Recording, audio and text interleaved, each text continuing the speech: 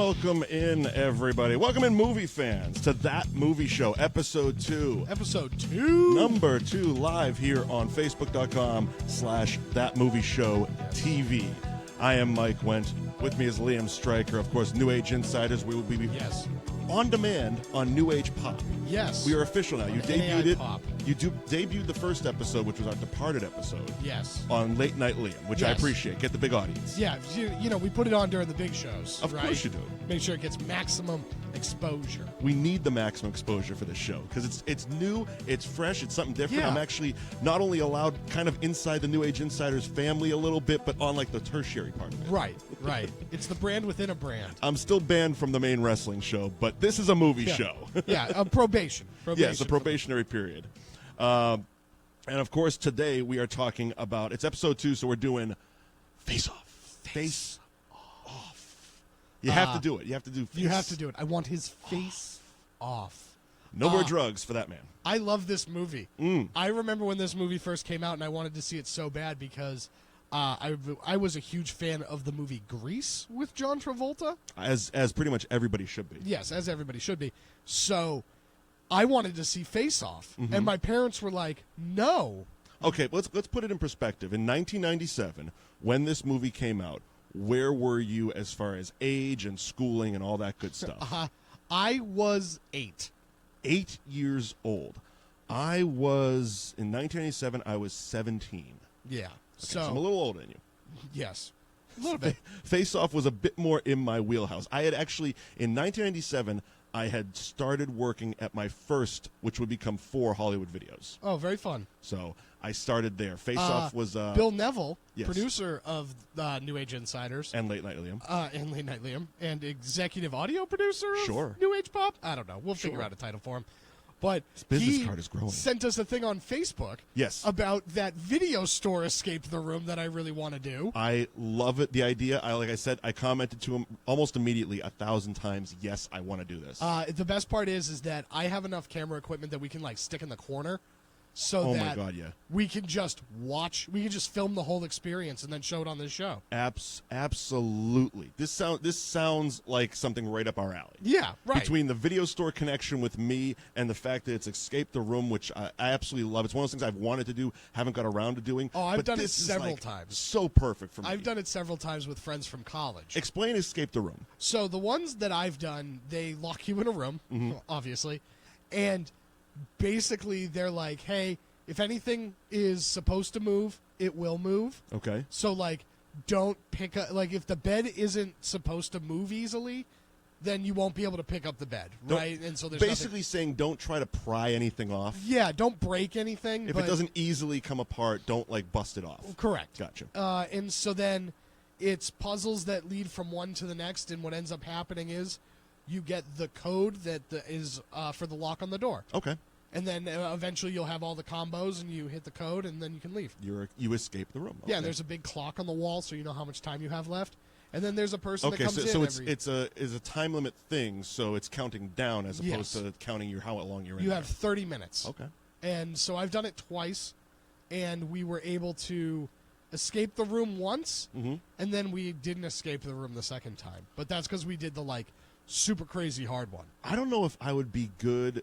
I don't know if I'd be good at this with the one that Bill proposed, because if I'm locked in a video store for half an hour, that's like an appetizer for me. I want the meal, man. Lock me in there for like 3 hours. I'll peruse.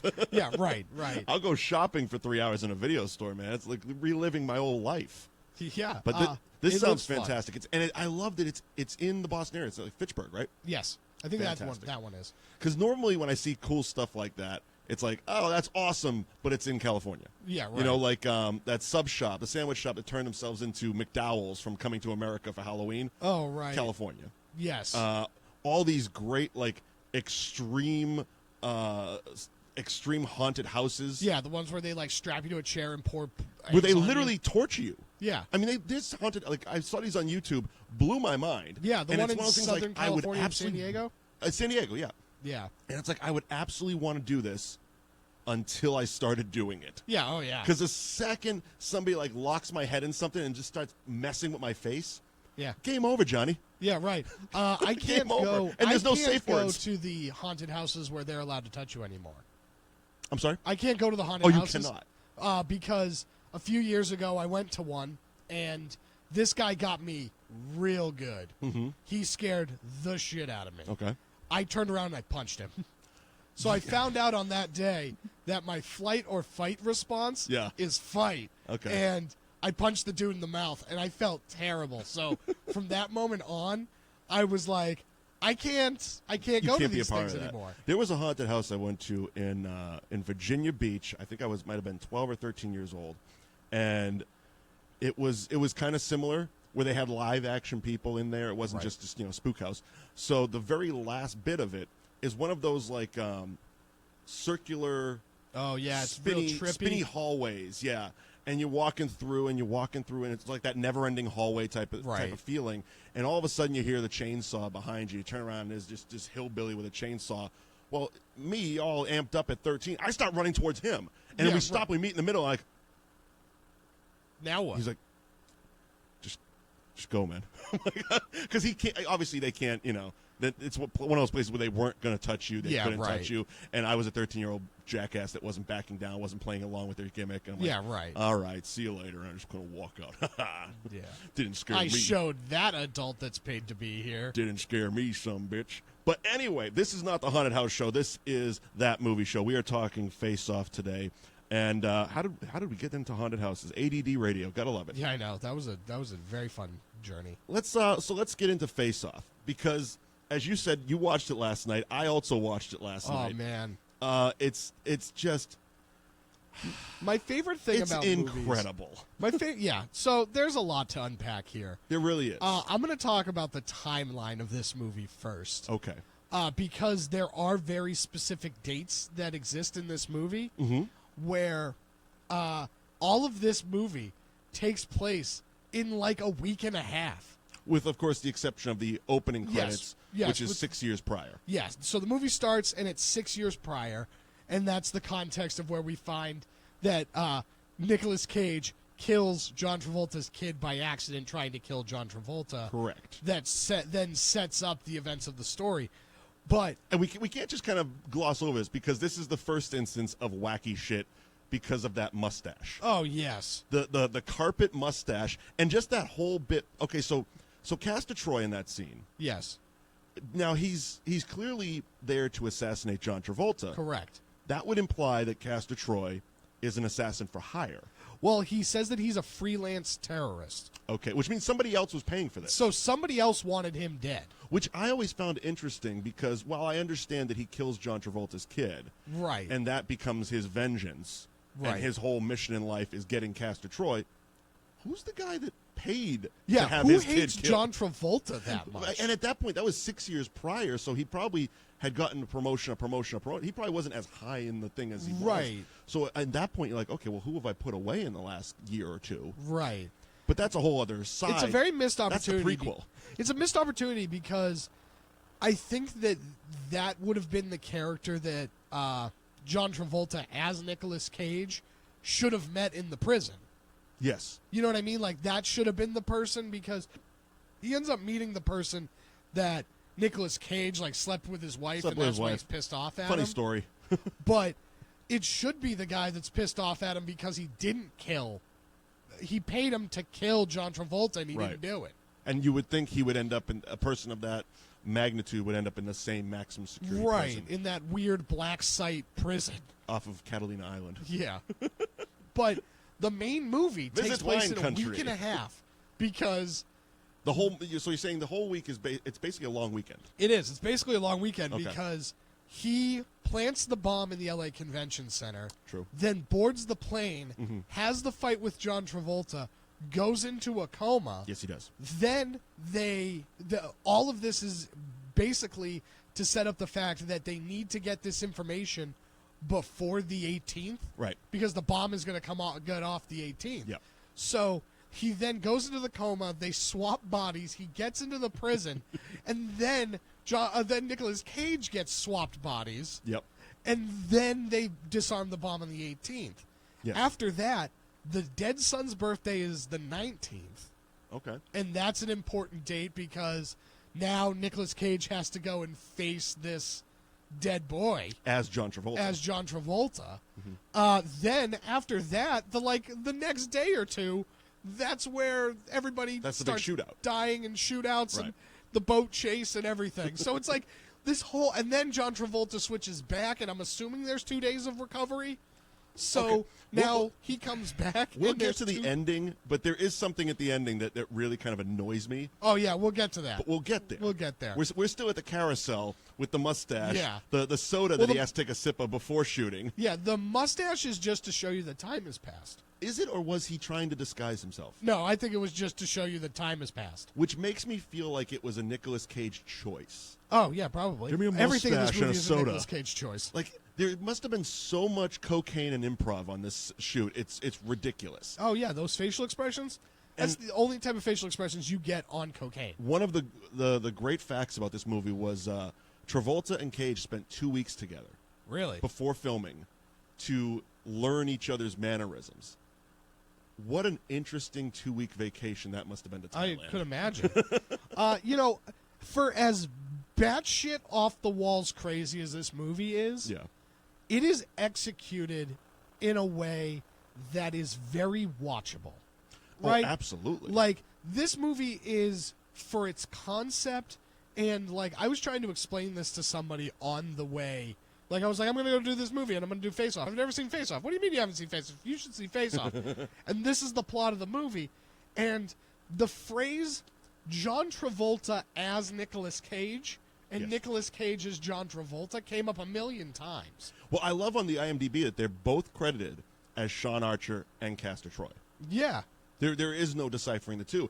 And another fun fact about it was Nicolas Cage originally didn't want to do this because Yes. he didn't want to play a villain Right. until they explained to him, well, for most of the movie, you're actually the hero. Yeah. Because once you swap faces, you become Sean Archer, the hero. Right. And he's like, oh, gonna just chew on this one for a while. Yeah, it's surprisingly entertaining and watchable. I mean, Yes. you can't take it seriously because there Well- is some other stuff in this movie that is just nuts. The premise alone you can't take seriously. Yeah, so if you're just looking for something that's going to be a ton of fun, Yep.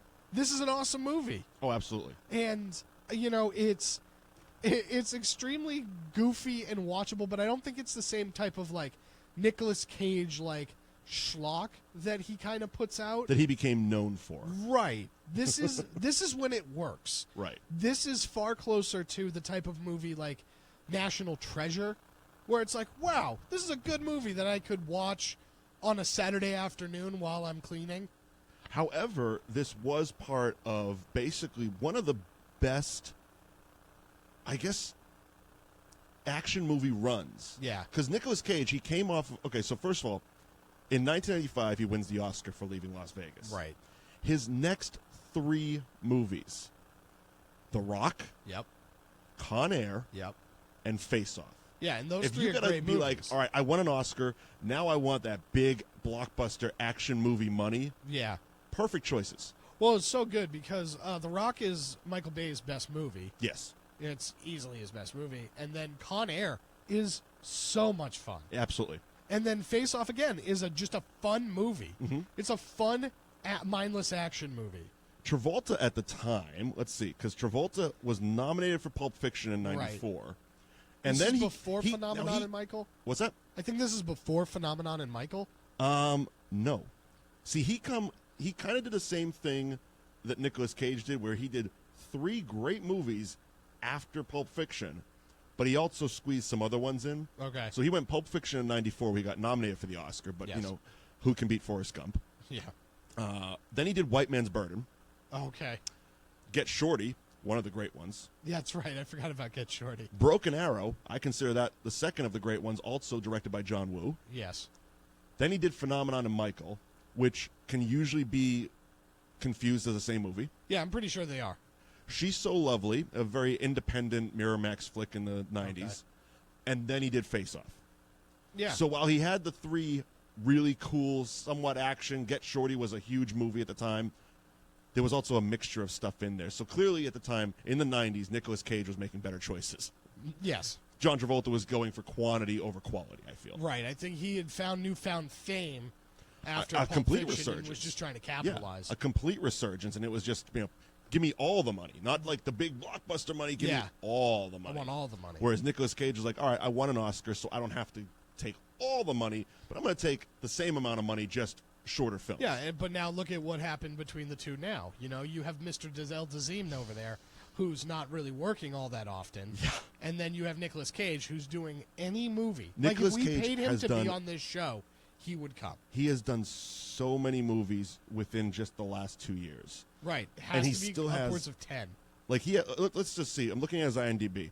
For 2017, he has 1, 2, 3, 4, 5, 6, 7 movies. See, I said 10. Okay. And he already has 3 for 2018 in post-production and 1 for 2020. Yo, what's the one for 2020? The Croods 2, animated. Oh, okay. So he Yeah, did the all right, voice that and they're makes sense. animating it probably. Yeah. But yeah, ton of, and just, that's just 2017 and future. Yes, right. He's done a ton of straight to, I don't even know what anymore. Video on movies. demand. Yeah, really. If that. Like, he's done so many movies that it's like, you literally need to seek these out. Yeah. There's not going to be any promotion. They don't have a marketing budget for any of these movies. It's, if you want it, you're going to have to be scrolling his IMDb and be like, well, that cover kind of looks cool. How many actor credits does he have? Good question. 90 Okay. on the dot. John Travolta, actor credits, 75. Yeah. All right. Travolta, let's see, he really hasn't. Well, he did the OJ thing. Yeah, he did the OJ thing, but he hasn't really done anything since his son died. Must have been 2016. I think it was either late 2015 or early 2016. Because he had 2 movies in 16, so it was probably already filmed. Then he did the OJ show. Yeah. He has a movie that doesn't have a year attached to it called Cigarette in post-production. He has the John Gotti movie, which the trailer looks fantastic for. I was really surprised by that because I loved the, I believe it was 96. It was done by HBO with Armand Assante playing John Gotti. Okay. Fantastic movie. But this trailer looks great. Scheduled for, it says 2017, so they better hurry up and get it out there. Yeah, they got a couple weeks. They got a month. And then one for 2018 called Trading Paint. But 75, he's got a considerable amount less. He hasn't been throwing those straight to I guess DVD discount bin movies in. Those Walmart specials. Yeah. But let's do a little bit more into, because the movie starts out, like we said, Hot. that was the pre-credits. Yeah. Then the credits start, and Nicolas Cage is dressed as a priest. Yep. He's dressed as a priest. He's setting the timer on a bomb, and starts headbanging. Okay. Yeah. Now, where again? Remind me, where was the bomb set? The L.A. Convention Center. The L.A. Convention Center. Okay. So why was there a choir, I guess, rehearsing? Yeah. So there were a couple of questions I have. One, why was the choir there? Yeah. 2, how did he know that the choir was going to be there? He knew enough to dress as a priest. Right.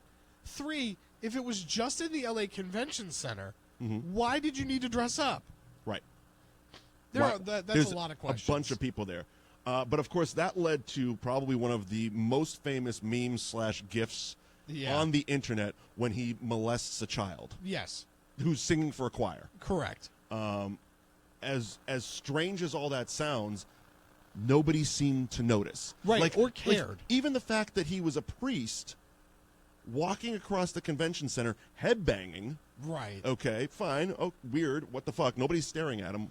And then comes over to this girl, And just grabs her ass. starts whispering horrible things to her about Oh, I peaches, and then, yes, grabs her ass with one of the greatest faces ever. I know. That is such the... That's a memeable face right there. It really is. That, my friends, is probably the first example of this movie's cocaine use. Oh, yeah. Right oh, there. absolutely. Give me a big rail. I'm going to do take 14. Yeah, you know, right. and grab her But ass. nobody in that choir cares or stops. And nobody doesn't know who this priest is. I mean, I guess, without getting too into that side of the world, I guess they would just send it to Alaska or something if they You're asked right. questions. Yeah, you're right. Yeah, wow. But she didn't even react. No. Like, she reacted like it was totally cool. Yeah, like she was totally She into it. just kept singing. Yeah. This priest, who I've never met before, Right. I don't think just this girl's whispered ever met perverted before. shit to my ear about peaches Right. and grabbed my ass. I'm going to continue with my little hymn here. Right. I'm going to be a good little choir girl. All right, so WTF moment number 1. Number 1. Here, I'm going to start keeping a tally. Okay. So then we move on to, we continue our credits scene in the airport. Yep. Very, very, what I would call a John Woo moment. There are so many birds in this movie. Well, even that, when he gets out of his car Yeah. and the jacket flays out, Oh, of course. I'm like, John Woo has made it to Hollywood, folks. Yeah. And then he has people disrobe him. Disrobe him. The greatest thing is Castor Troy's, I guess you would call him a collection of boxes with goodies. Yeah. He has a lot of goodie boxes. He does. And inside the first box, because he was wearing his guns, Yes. inside the Which first is like box, chiclets. he loved chiclets, Which is never explained, and he doesn't actually use them. no, he just kind of shakes them. He had chiclets, which by doing this you would think, okay, pills. No, there was a bag of blue pills, Right. which we're guessing was like first generation Molly. Yeah, probably. Pre-rolled joints. Yep. There you go. Money clip, which one of the coolest gold money clips. It Yeah, was like a that tiger, tiger mouth, something like that. What else was in that box? I don't have a picture of the box. I wish I did. I want to say there was like a rosary in there. There was a lot of weird. There's just weird shit. Yeah. And then the one later in the movie has the 2 guns. It's an even bigger box. Right, it's an because even it holds bigger his, box with the his 2 2 guns. gold-plated 45s, Yeah. which are fantastic. But we're back on the plane. Okay, so we get onto the plane. Yeah. And then he's going to sexually assault that undercover FBI agent, yes. and she's just going along with it. Well, I mean, yeah, you would say, to her credit, I guess, that she couldn't have blown her cover. Right. She couldn't have done anything to blow her cover. So I guess going along with sucking on his tongue Right. was part of your cover. But as the FBI, Yes. wouldn't you be a little bit more prepared to like have that plane so you're not chasing it down the tarmac? Okay, let's talk about the runway first of all. How long is that? Oh, it's longer than the one in Fast and the Furious. I mean, we're talking like 40 miles. Yeah, probably. Like a 40, because if you think about it, Travolta, when he shows up, plays chicken with the plane. Right. Okay. Then he turns around. Turns around. Then the undercover agent gets shot. Right. Thrown out. Nick Cage does the greatest like shrug. I mean, straight up that Jordan meme of the Jordan shrug. Perfect. Then Travolta hijacks a helicopter. Mind you, this plane hasn't taken off yet. Right. It's still going full speed. Yeah, and Then- he's yelling at the pilot to take off. Literally gun to head, take the fuck off. Right. Travolta hijacks a helicopter, leaves his partner behind. So Right. it's like he had enough time to jump out of his car while the partner was like taking off his seatbelt, getting his gum out of the glove box, doing whatever the hell he's doing. Right. Run over, and he's already in the air by the time that guy gets out of the car. Right. And then he's like landing the helicopter on the wing of the plane so it can't take off. Right. Breaks that. The Yeah. plane still has, then it has to stop. So of course the pilot gets shot. Yes. And then the fight ensues. Right, and then they crash the plane, and then the fight ensues. I mean, what? How fucking long is that runway? Where is this runway? Where in existence is this straightaway runway? It's the 405 in L.A. It really was. It's just the 405. It's just a straightaway for like 40 miles. Okay, so then we get to the fight Yes. where he gets hit with like a jet engine. Yeah, he like accidentally turns on a jet engine. I believe Travolta actually turned it on purpose. It looked very like he saw it and nailed it as he got out of the way. Oh, okay. I completely thought it believe was. that I scene- thought Nicolas Cage hit it by accident. No. Travolta hit it after their little back and forth tussle where Yeah, my gun's empty, your gun's empty. wow, we know each other's guns. Now, this scene sparked the first of many thoughts in my head. Right. Okay, because of his gun knowledge, there's another person in TV pop culture that's very famous for knowing the amount of bullets shot in a gun. Dirty Harry. No. While Nicolas Cage took over the role of John Travolta, did he at one point sneak away and impregnate Mallory Archer, thus born Sterling Archer from the comedy show on FX, Archer? Wow. Because he's in the same line of government. He's Yeah. a spy, but he's an undercover thing, so he's kind of like the terrorism for hire thing. He's a complete narcissist, Yeah. much like Nick Cage's Castor Troy, Yeah. plus that knowledge of gun, plus his name's Archer. Wow. Sean Archer, if he was evil Travolta, he would have been Sean Archer. Correct. Mallory Archer. Right. I mean, come on. I can't be the only one to do the 6 degrees of Kevin Bacon with this thing. You know what? I didn't even think that was possible, but you're right. I think you might be correct. Wow. If we can get this trending, please. Yeah. Yeah, Sean Archer. Sterling Archer is actually the little boy at the end. Yes. That's Sterling Archer. Yes, Sterling Archer, which would kind of make Gina Gershon Mallory Archer. Correct. Just she probably takes an alias. Yep. So Sterling Archer is the child of Castor Troy while he was disguised as John Travolta. Well, he doesn't even have to because they adopt that kid at the end. You're right. Holy Christ, there's even another layer to it. So that's not even his real name. And again, the ending we'll get to, but they didn't really adopt him. They just stole him. Yeah, they just kidnapped that kid. I mean, he brought him home. Was that kid just hanging out? Again, this movie takes place in a week and a half.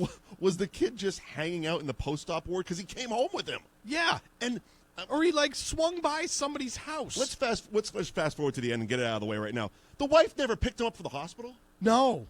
That'd be a huge what the fuck. Right. Also, dude, I just got my face put back on. Didn't Nicolas Cage kill the only doctor that knew how to do that?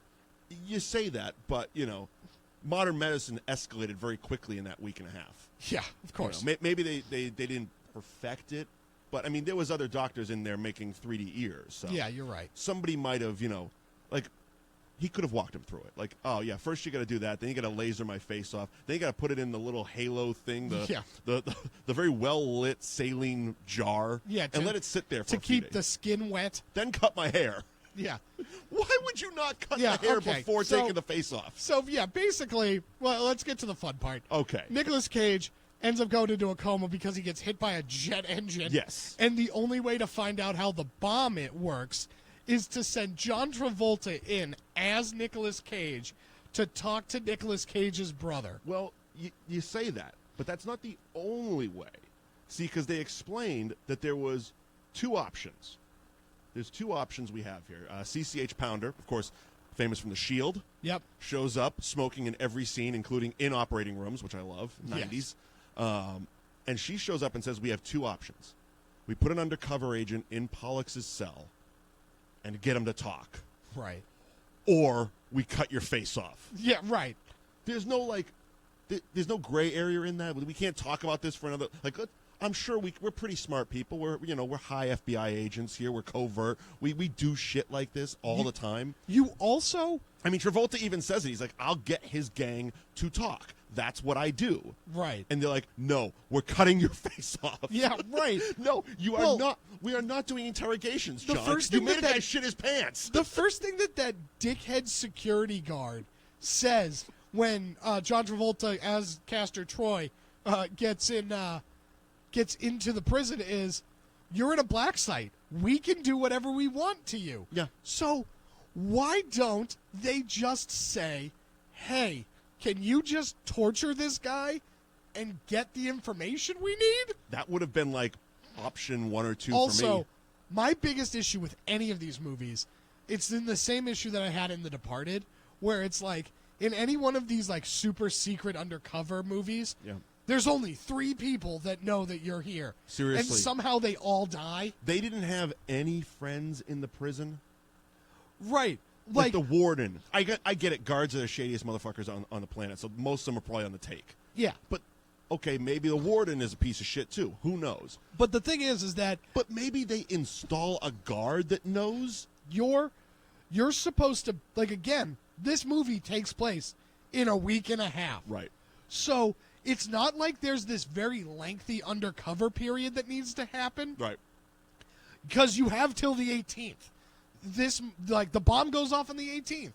So basically, you can tell whoever in your agency. Yep.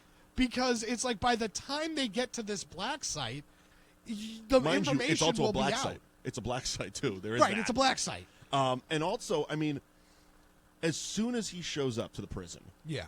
and as soon as he starts talking with Pollux gives it up instantaneously. Yes. In the mess hall. Yeah. They're all having lunch. Anybody sitting within 2 feet of them knows the date and time and place. Right. Jesus, if it was that easy, why'd you cut my face off? Right. Like, seriously, get Tom Jane over here, or Dubov, who was in The Wire. What was his name? You know what? I've never seen The Wire. Oh, God damn you. You know who I'm talking about, though. Yes. Christ. Sabatka. Yeah. If you're a Wire fan, he was Sabatka. Much heavier than he was in The Wire, but still Sabatka. He'll always be Sabatka to me. And Tom Jane in there. Yeah, Tom Jane with like a weird afro wig. It was almost like they took him right off the set of Boogie Nights Yeah. and just shaved his mustache and gave him glasses. Yes. Keep the 70s hair and just kind of go with it. Yeah. Yeah, why not? All right, so we're still back in the surgery. We still haven't got through that yet. Yeah. So they do. I loved this high-tech surgery thing had computer screens that looked like Sega Genesis. Oh, of course. And the best part about it, because I was watching the Blu-ray last night, it's the menu to the Blu-ray. They never updated. It's just that screenshot of the screen of the two of them. Oh, that's so funny. And it's so 90s. Oh, yeah. That is what 90s technology is like. It's like player 1, player 2. Yeah, right. Sega Genesis. Double dribble. Which game do you want to play? Exactly. This is like the what's going to come out as the Genesis Classic. These are going to be the screenshots you get. Yeah. So we got that. Their only option is to cut his face off. Also, I think that this is, again, a week and a half. Yeah. This is so unnecessary. We're going to 100% body transfer your entire... We're going to just change your entire body. I love the shots that they kind of take at Travolta throughout this movie as well. Between... Not only does he have to do the body swapping thing, but, oh, yeah, we're going to get rid of those love handles you got there. Right. Later in it, I mean, granted, he delivers the line, but it's the ridiculous chin. Yep. They just keep taking shots, but nobody seems to take shots at Nick Cage. I got an idea about it. They take one. They talk about his receded hairline. Oh, they do? Okay, the hairline there. But I feel that the love handles line was thrown in there because Nick Cage showed up to an action movie jacked as shit. Right. John Travolta showed up right from McDonald's. Yeah. Okay, he got 2 In-N-Out burgers and showed up to set like, all right, let's do this. Well, especially when you find out who this movie was intended for. Yes. You know, this movie was intended for Schwarzenegger and Stallone. Yes, it was.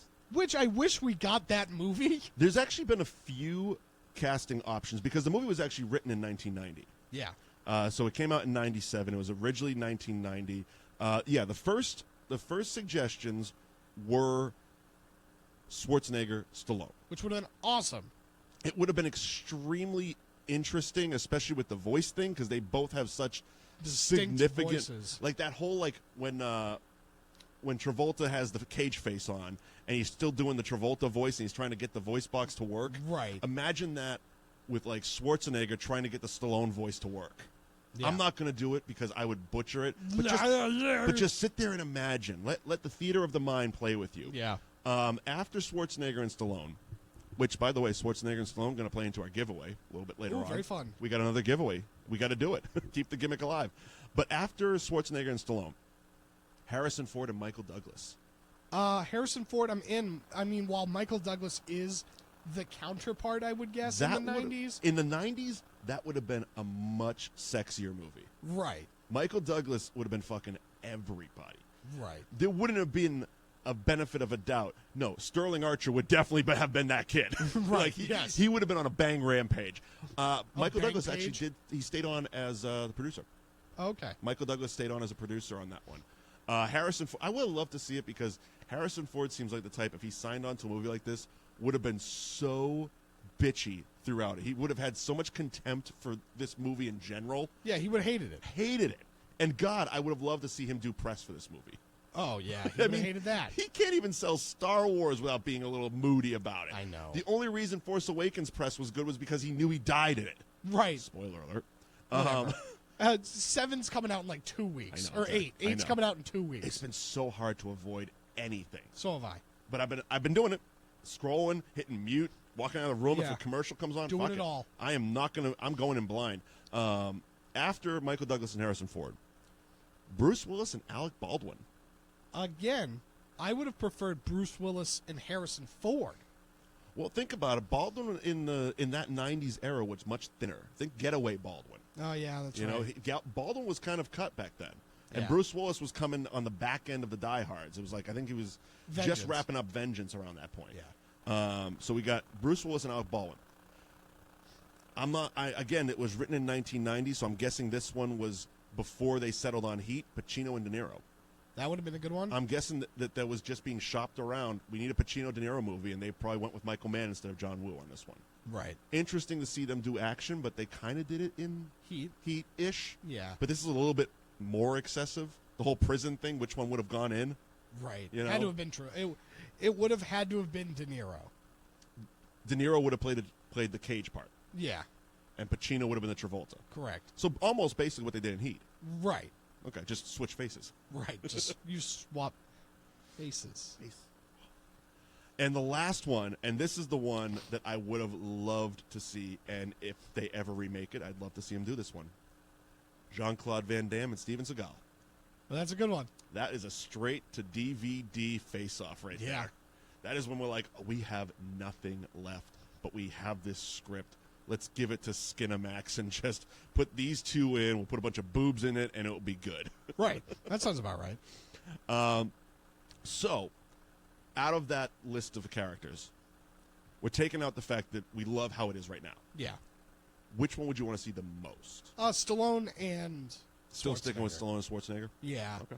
Especially if you're talking about 90s Yep. of those two. I'm all in. When was T2? That was like early 90s, right? 93? Okay. 94? But it was still that type of Schwarzenegger. Yeah, right. So let's see. Yeah, he in. Okay. You know what we would have avoided had The Sixth Day? No. Oh. We would have avoided Mr. Freeze. Oh, that. Batman and Robin was 97.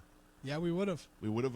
Now, granted, this probably would have been, like I said, this probably was pitched them in the 90s, in the early 90s. So this could have affected stuff like Total Recall, Yeah. Kindergarten Cop, and T2.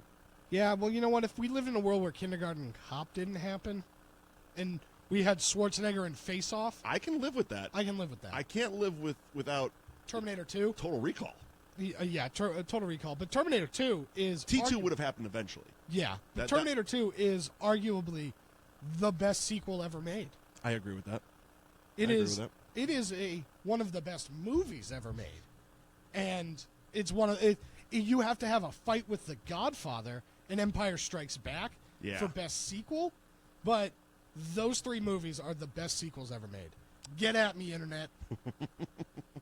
Another little fun fact before we get back into the movie. This Nicolas Cage, we talked about his trilogy of action movies. Yes.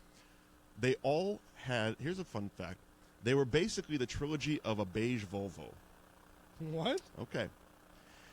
After escaping in prison, Archer, as Cage, steals a beige Volvo. In The Rock, Nicolas Cage's character says he drives a beige Volvo. In Con Air, the second of the trilogy, Yeah. Cameron Poe drops Pinball's body, Dave Chappelle, out of the plane, and it falls onto a beige Volvo. I don't know if it's a wild coincidence. I would like to think that it's the same Volvo. I would love to think Cage just has an affinity for beige Volvos. So The Rock is first. Yeah. And he drives a beige Volvo. He then sells, or it's stolen, then by Castor Troy, John Travolta. Yeah. After it's stolen, it then gets like repossessed and sold at an auction. Well, no, because where- Con Air comes second. Right? No, I'm saying that the timeline is different. So or did he steal? Did The Rock? I forget the character name in The Rock. Mm-hmm. He sell it to that old couple. Right. Then Dave Chappelle's body gets dropped on it. They repair it because it's still a decent car. Volvos Right. run forever. And he steals it from the old couple in the suburbs. I mean, that could be it. But I'm also thinking that it's one of those situations where, like, you know how Raiders of the Lost Ark, and then it's Temple of Doom, but technically Temple of Doom comes before? First. Yeah. That kind So of you're things. thinking that kind of order. Yeah, so Okay. really the order of these movies is Rock, Face Off, Con Air, Okay. Timeline-wise. timeline-wise. Gotcha. Okay. And that poor car dies at the end. Yes, it does. Well, everybody dies from Dave Chappelle. You're right. You're right. Just ask Ashy Larry. Okay, so did we finally get their faces off? Yeah, their faces are off, and he was in the prison. Okay, so we got their faces off. He gets to prison, but then Castor Troy wakes up from a coma. Yeah. Nobody seemed to be guarding him. Nope.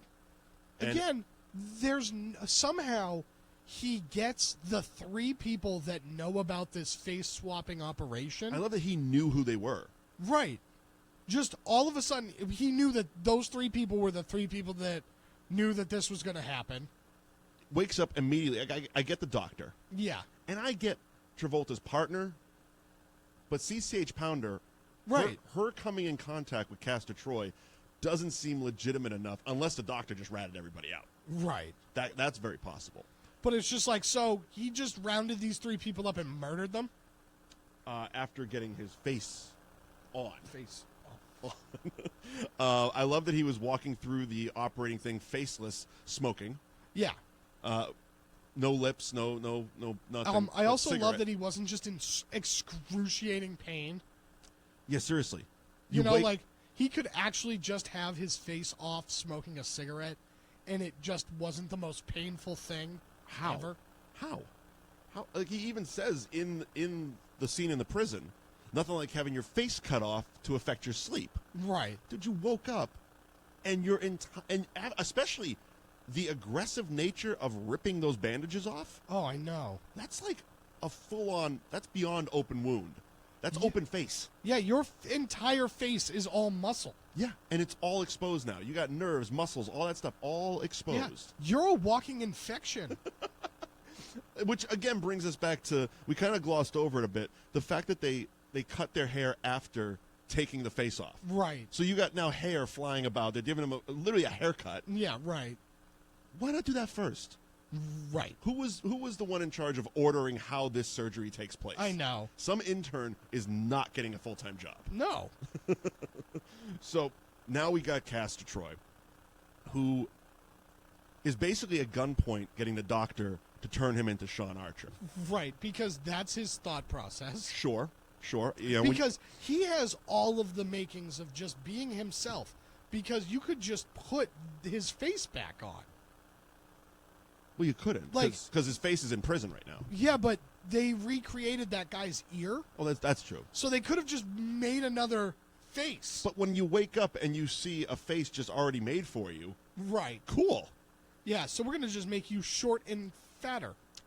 Yeah, that's an odd one. Travolta's like 3-4 inches taller, which they kind of get away with in the movie by just saying like, "Oh, the height is negligible." Yeah. 3 or 4 inches is not negligible. No. An inch at best is negligible. Right. 3 to 4 inches is like, Yeah, because fuck? 3 or 4 inches is like that. so. And I was always a few things about the surgery always kind of made me curious. One was the height thing, because it's not like, okay, you can add weight on, you can take weight away. We know about liposuction, all that stuff. Hair plugs they talked about for chest hair and hairlines and stuff like that. Right. Which, by the way, Nicolas Cage, when they busted that chest open, very hairy man. Very. Very hairy. Almost comically hairy. Oh, yeah. Very beast-like. But bones, they're not extending their bones. Right. Which obviously applies to the height is negligible. Okay. Yeah. So how wasn't Travolta shorter when he was Castor Troy? Yeah. You know, how didn't the wife be like, "Why am I about taller than you?" Right. Oh, it's negligible. Don't worry about it. It's negligible. It's Well, the other negligible. thing that they don't talk about, they like mention it very briefly. So they take the face off, and then they put a mask on. And then put the skin on the mask. That was something I was curious about going in last night when I rewatched it. That was something because in the back of my head, I'm like, okay, they had that plastic mold. Right. That they talked about that the back side was the real person, the front side was what the face was going to be, and then they very easily we attached the tear ducts and the blood vessels and all that stuff. It's like, yeah, very easily. Yeah. But, no, don't worry. It's like Tommy John surgery. We do it all the time. Yeah, right. So, but once it's on, it's like it was an inch thick. Right. It was a thick plastic mold. Right. That clearly wasn't sticking out This is anywhere. also the 90s, and we all saw how plastic surgery was in the 90s. Oh, yeah. This person would look like an action figure. Especially just the, like, I understand. I'm not suspending disbelief. I'm very nitpicky right now. Right. Like, if you took a face off, Yeah. and then you put a plastic mold on, Right. and then put another face on, it would be all stretched because there's another inch of something underneath that. Correct. But they didn't do that because if you remember that scene where they applied Nick Cage's face to John Travolta's body the first time, and they're sitting there kind of adjusting the chin, you can see that there's nothing below that. It's just blood. Right. I think that they just... I think they fucked up in the dialogue. Well, no, I think that they just put that line in to just explain, like... How the face moves? Well, maybe not how the face moves, but how, like, John Travolta's bone structure in his face is very different from Nicolas Cage's. Right. So to make it so that it's the same bone structure, we put this mold to put this flab of skin on top of, so the bone structure appears to be the same. Which, again, it's very weak. It's lame science. It's very lame science. In a movie full of lame science, not buying It wasn't very sciencey. No, I'm not buying that one at all. Okay, so something they never really explored, however, it was implied that Travolta, as Castor Troy, raped Archer's wife, for lack of a better term. Yes. Did they adjust penises? Don't know. I'm guessing they don't have identical dicks. Right. So, I mean, if they're talking about, like, oh, we're going to take that bullet scar off and we can put a bullet scar back on, I'm guessing the wife would be like, the fuck? Right. Or was she such the lonely housewife that she had forgotten? I would have to say it had to have been that. We're just like going to go that way? they haven't had sex in so long. We're just going to go that way? That she, like... She was happy to take whatever she got. And Yeah, she wow. was just in on the fact that he was going to give her the D. Yeah. Okay, so there's that. I also loved how just, like, borderline okay with it he was.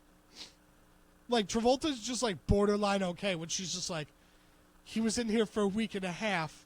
I didn't know. Oh, yeah. And he's just like, I understand. Oh, absolutely. Yeah, the whole... Again, we'll get to the end of this movie because there is so much therapy that this family needs to go through. It's so messy. Like, so much. Because Travolta hasn't actually dealt with the death of his kid. No. Nicolas Cage, as Travolta, molests his daughter. Very much. And then, basically, this poor girl doesn't understand. Like again, a week and a half. Yeah. So in a week and a half, her dad isn't her dad. Yep. Fake dad molests her. Yep. Then her real dad comes home, but still looks like the fake dad that molested her. Then just shows up with another kid. Replaces the dead son. Replaces the dead son with a kid that looks shockingly like the dead son. And again, something we haven't touched on yet, that creepy family bond of just kind of rubbing everyone's face. Oh, yeah. It's like, that is like, and that's their sign of affection to each Yeah, other. it was just like, oh, hello. But it's like, don't do that to your daughter. Don't do that to your Well, it's like, do it and to that's anybody. how he proves he's him to his wife. Stop He just touching like my goes face. over and like just touches her face. What the fuck is that? It's like, oh my god, why are you face raping that poor person? And the weird thing is, because this new kid at the end yeah, is brand new, he doesn't know what and that they're all is. doing it. They're all touching his face, and it's like, I would be free. Not to mention, I had just gone through the Somewhere Over the Rainbow scene where everybody's dying around me. Right. Now I Everybody's get people getting touching shot my and face. blown up, and there's drugs everywhere, and my entire life has been in drug dens. Seriously, and, can and I now just get all my of a sudden headphones and the some Beaver Molly? Cleaver family is just touching my face It's just touching my face. when both of my parents are dead. Right. No, I don't like it at all. I don't like the touchy stuff. It's weird. So where were we? So they finally swapped faces. Okay, so they swapped faces.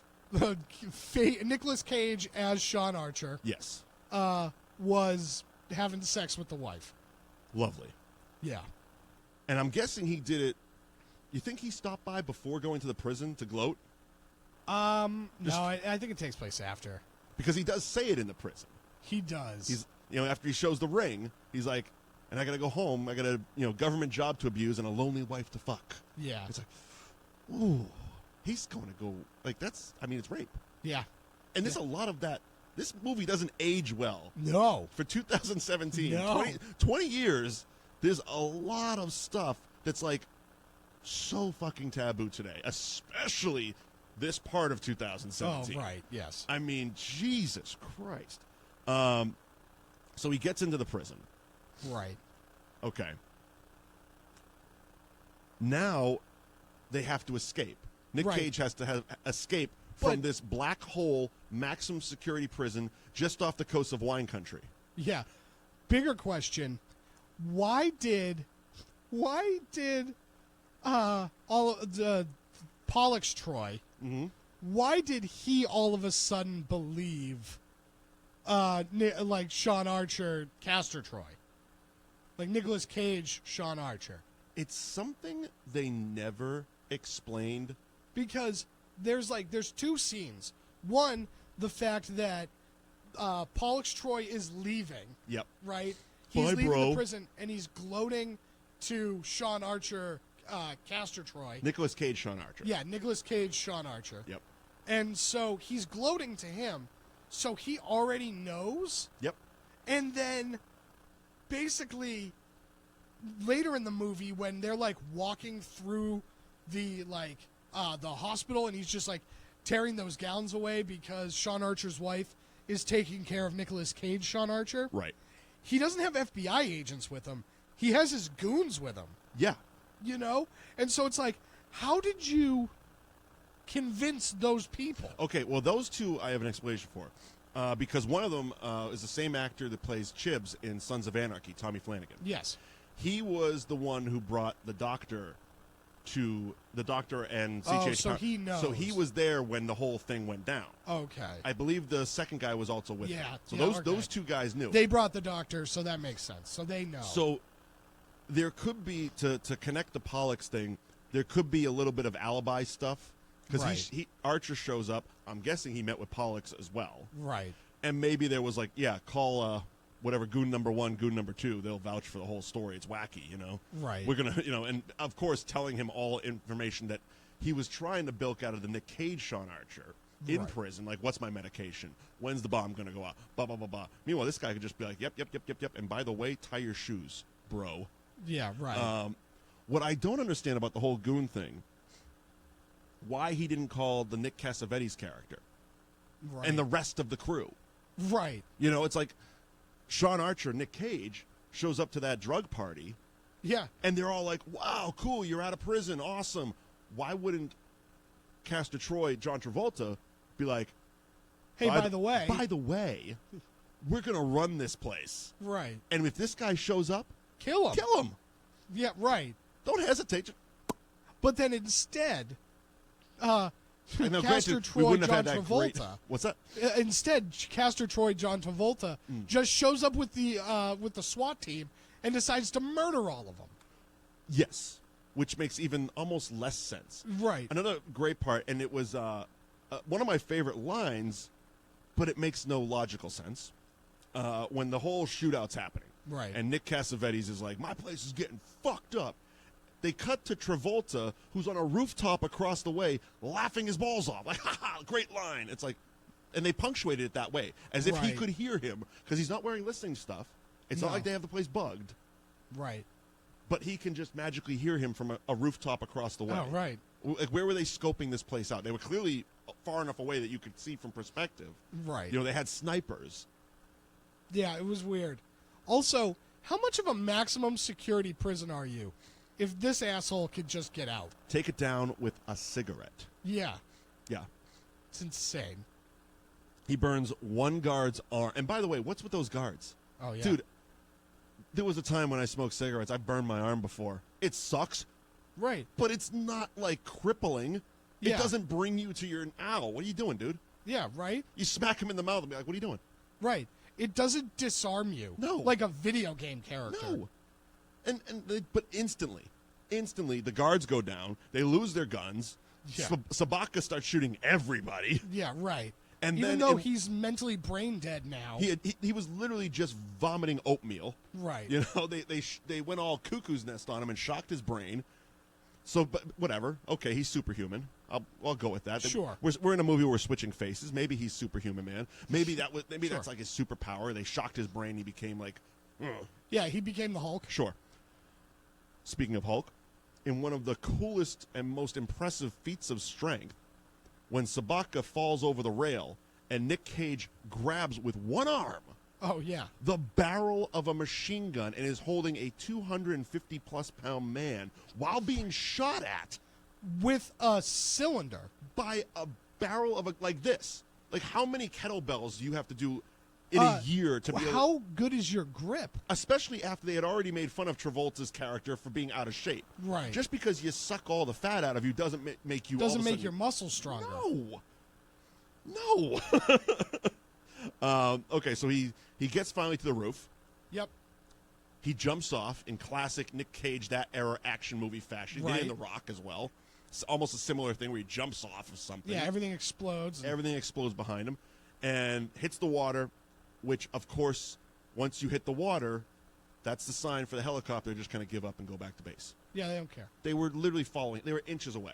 Oh, yeah. They were shooting at him. Yep. Jumps off. They also don't confirm the body. Never. Like, nobody, aren't a bunch of guards. They're just like, oh, he's in the water now. He jumped off in the daytime. Yeah. Then Travolta was told the following day in Yes. the office that he escaped, Correct. but was dead. Right. Where's the body? Now, we're probably a good 24 hours after he jumped off that thing. Yep. No body. We're working on the magnetic boots. We don't want to worry about a body right now. Yeah, right. By the way, magnetic boots, why are those not a real thing in prison? I know. Of all the weird shit in this movie, that's something that should be translated to reality. Right. It makes a lot of sense. If you just lock everybody down. And it doesn't seem like it would be invasive to human rights. No. It's No, just- because what it would do is it would stop riots. it keeps you on a path. You know, Right. you're walking and you knock down if you fuck up. And I mean, granted, I don't think the cattle prod to the target on your back is, yeah. would be allowed. But Yeah. No, but magnet boots, the biggest thing where that would be an advantage is in a riot situation. lock them Because down. if nobody can move, Right. then they can just disarm everybody at a certain time. You're right. Lock them down. Yeah. I feel you could lock them down. I feel that's something that we need to get in 2017. Yeah. Modern day prisons need to have magnet boots. Yes. Yeah. All right, so he hits that. He steals the Volvo. Whether he Yep. steals it from the old people or steals it from the Rock character, we're still not completely we're not sure. But he definitely steals that Volvo and goes. Does he go home right away, or does he go to the drug party first? I think he goes to the drug party first. Awesome idea. Yeah. I'm out of prison. I need to get high and get laid. Yeah, right. Why he goes there, I don't know. It's Because that would've nobody's been going to even- believe you. Go to the police station first. Well, how, if you're, okay, so you're Sean Archer in Nick Cage. You just escaped from prison because you now know that Castor Troy has your face and is playing you to the point that he also has colluded with his brother. Right. How do you know that you're not walking into a bullet in the face? Right. And he literally just does that. He's hiding behind the door when Nick Cassavetes walks through, and he's like, Dietrich. It's like, oh, cool, bang. Yeah, right. Why Because wouldn't again, you- where's the- how come he tells the two goons, but then doesn't tell his gang? Right. The rest of the gang, which was the people that in the beginning, before the face-off, Sean Archer was interrogating. Correct. Because the guy who was the cop in the chair in Reservoir Dogs Yep. was the one that shit his pants. Correct. Get him out of here. Change your pants. Oh, what do you do? He shit his pants. That's him. And he's in that drug party. Right. He's standing next to Nick Cassavetes when he's doing the Face off. face-off thing. Right. That's like your gang. That's the Yeah. people that could potentially rat on you. Right. Why wouldn't you be like, hey, getting the gang back together? Right. But this time, we're doing it in the FBI. Yeah, exactly. You're all deputies. It's like getting the Elvis badge. You're a deputy. You're a deputy. Right. You know? You're now all like informants. Right. So now you can do whatever you want in the name of informants. And you wouldn't have had to do that whole raid Right. because Cassavetes would have just killed him there. Right. Or they would have held him there until Travolta showed up. Exactly. Either way, I feel that was a flaw. Yeah. A giant flaw. But anyway, so we believe he went to the drug party first. Correct. Okay, gets his box of goodies, number Yep. 2, with Then the guns. he finds out that the boy is Castor Troy's son, Of course he does. because he has this emotional connection with this mop-headed kid. And because he's high, he starts calling him the dead son's name Yeah. and wiping his face. Yep. Michael, which of course his name is Michael. Why Yeah, wouldn't of course. it be? It's a 90s movie. Everybody's Michael. Michael. Stop touching him. What Yeah, the stop fuck are you touching doing? him. And even Gina Gershon's like, what are you doing? Stop touching him. Yeah, you're such a She was weirdo. less worried about the fact that he's calling this kid by the wrong name Right. than the fact it's like, why are you touching him? Why are you touching this What kid? are you doing? Yeah, Which you makes are me high. feel that it's weird that the whole suburban family does it. If these criminals, who, by the way, Gina Gershon, Nick Cassavetes, they play brother and sister and have a very passionate kiss. Oh, yeah. They don't mind the little touchy-feely incest thing happening. Right, but it's still weird. But it's still weird that you're touching his face. Right. They're just, That Archer family. they're fucked in the tapped. head. They're a little fucked in the head. Yeah. Okay, And so we're, then we're at the drug party. the drug party, he gets super high. He wants to take his face off. Face off. Yes. That scene is amazing. You know, I am a fan. I'm not a fan. I'm a sarcastic fan of when a movie can work the title into dialogue. Yeah. But this one I'm actually a fan of because they did it so obnoxiously Oh, yeah. that it is fantastic. What are we going to do when we get him? I'm going to take his face off. And it's so, like, you can almost hear, like, in Cassavetes' head going, acting. Yeah, right. Right. I am really eating up this scene. Well, the whole thing is so funny. Fun fact about the title of the movie. There's two things. One, the producers wanted to take the slash out of the title. John Woo wanted to keep it so people wouldn't confuse it with a hockey movie. Okay.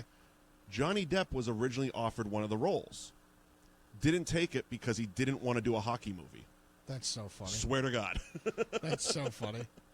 Okay, so we're at the drug party. They're taking the face off. He's touching the kid. The Context of that one. yeah. Ooh, brutal. And then all hell breaks loose. Yeah. Everybody dies. Everybody dies. Somehow Travolta gets off the roof. He was on his perch, and he was. Okay, this is the scene where Pollux dies, right? Yeah. Or is that okay? So why was he there? Because Why was Pollux Troy? First of all, why was he at the raid? Yeah. And second of all, why was he in the line of fire? Yeah, why was he there at all? Like, okay, if you need to, for official FBI sake, you need to have your informant, which he was at the time, Yeah. digging into some delicious sandwiches, it looked like, Oh, in that right, interrogation room. Wanted some mustard. I don't blame him. But if you need your informant there to ID, Yeah. first of all, he's handcuffed, armored to the teeth, Right. and sitting in a car. Right. There's no reason for him to get shot.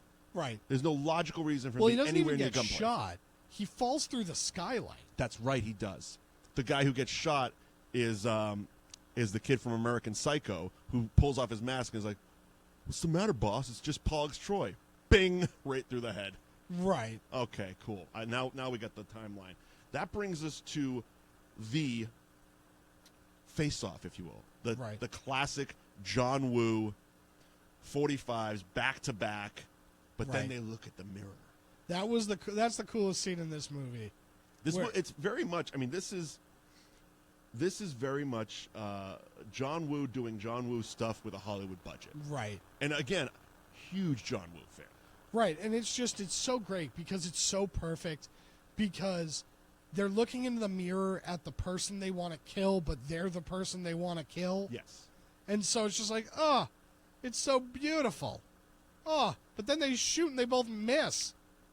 Seriously. this guy is supposed to be a trained assassin. Yeah. You know, he's supposed to be able to hit people from far distances. Right. I get it. There's a mirror between them, but come on. Yeah, right. And then, you know, they come around the mirror to another John Woo staple. Right. The crossed arms, guns in the face type of deal. Yeah. Fantastic. Beautiful. And then, you know, it all kind of goes to shit. Yeah, well, they're out of bullets. What's that? They're out of bullets again, right? They're out of bullets again, of course. Because they know their guns. They do know again, so does Sterling Archer. Yeah. I'm going with it. I'm going with you that know, theory. the theory has legs. The theory has legs. Take us from there. And then, yeah, so now after that we have he murders his boss. Yes. He basically assumes control of the secret The FBI. FBI task Literally, force. he was the director of the FBI. Yeah, So now, ipso facto, John Travolta is now the director of the FBI because that's how that works. Right. Man, it's almost like it's in his will. Yeah, right. You know, okay. I died, so you're now in charge. I'm sure at some point there was a line where he said, "I'm acting," or whatever. Yeah, Which right. okay, glossing over that. Now we're moving on to that scene in the church, right? Yes. The showdown in the church. Which, do you know the reason they were in the church to begin with? The funeral. The director's funeral. Yeah. Which, the mass of this funeral shows this guy was really important. Right. He had the whole Marine Guard, Oh, the whole the thing. whole 12-gun salute thing. There was more people like flailing incense around. There was 57 altar boys. Oh, yeah, it was very lavish. And then the ultimate, the coup de grace of John Woo moments. He released the doves. Oh, the doves are Every everywhere. dove in California was released at this funeral. Well, it's so funny because it's like, what is this church that doves are just flying in and out? John Woo has a fantastic dove guy. Yes, he's got a big dove guy. He's like, all right, look, we got Travolta, we got Cage. We can't have any more giant name actors because I got some ideas about doves. Yeah, right. It's also funny because it feels like the entirety of the FBI is there, but then John Travolta as Castor Troy is just handed a picture of his dead son. Yep. And the real Nicolas Cage, Castor Troy, he's just like hanging out in the basement of this church. Chilling. And everybody leaves. Yep. But John Travolta. As you do. And then they decide to just have a fight. They have a gunfight. They have a standoff In a church. with Travolta, the two goons that we've been mentioning. Yeah. They have Joan Allen, the wife. The daughter is Yep. there. She has a gun. She has a knife. She has she brought a knife to a gunfight, so she's obviously a brain surgeon. Yeah. Gina Gershon has two guns. Throws one to Nick Cage. They keep awkwardly calling each other babe, Right. and which of course makes the revelation from Travolta, Sasha, baby, I'm Castor, that's Archer. Her response, I'm tired. Yeah, Which, right. At that point, yeah, I'm exhausted too from watching this shit. What is happening? I don't care. Okay, so the big standoff, one of the greatest line deliveries of all time, Travolta with the wee, what a predicament. Love the line deliveries from Travolta. Travolta playing Nick Cage might be one of my favorite things about Travolta. You know, it might be Travolta's best performance. At least one of them. I mean, Yeah. I think we'd all go back to Grease. Yeah. You know, we have to go back to Grease sometime. Yeah. Yeah. I But mean, Travolta- Danny Zuko. Yes, Danny Zuko it has to be his favorite performance. But him playing Nick Cage, a close goddamn second. Very close goddamn second. Okay. Yeah, Shootout. the funniest part about it is just how much, like, John Woo beats you over the head with, like, identity crisis. Yeah. Because the daughter's going through an identity crisis where they're like, you change your appearance every week. Of Does she, course they though? make fun of you. She's such a suburban goth chick show. She's like she never even colored her hair. Yeah. She just added a little eyeliner, put a fake nose ring in, and listened to James Brown and smoked because emo. Right. What? Yeah. Again, It's so funny how they beat you over the head with identity crisis. creepy scene. Great line delivery by Travolta. Oh, yeah. The papa's got a brand new bag. Yeah. While after really like leching over this daughter in underpants. Yeah, I know. Getting her name wrong. Yeah. and still this family is just dumb as a bag of hammers. Oh, yeah, they are. Gets her name wrong, and then he's like, oh, let me look at that pillow over your shoulder. Oh, you didn't hear me. Like, what? Yeah. No, something's off. Yeah. When do we start questioning? At least Pollux Troy, who was arguably one of the most annoying characters in the movie, Right. immediately was like, what is off about you? Yeah. Did you have surgery, bro? Yeah. One, how are you not dead? Right. Yeah. Oh, good to know you're alive, bro. Yeah. Fun casting fact about Pollux Troy, originally offered to Mark Wahlberg. But he did Boogie Nights. He did do Boogie Nights in 97. I think he made the right choice. He definitely made the right choice. Playing third fiddle in this movie. No. Or playing Dirk. I mean, that launched his career. Right. It launched his career. Yeah. And then we talked about how in The Departed kicked off the second part of it. Absolutely. Okay, so now we have the big gunfight at the end, the big closing battle, which somehow turns into a boat chase. Yeah. That takes like... Well, and then this goes back to the weird shit with the daughter, where she doesn't know who to shoot. That's where she has the gun. She has the gun there because she doesn't know who to shoot, because there's the guy that clearly molested her that looks like her dad. Right. And then the guy who's saying he's her father that looks like Nicolas Cage. As his voice is starting to crack back into Travolta voice. Right. Which is weird. What would you do in that situation? I don't know. I probably would shoot the Nicolas Cage guy. Probably, yeah.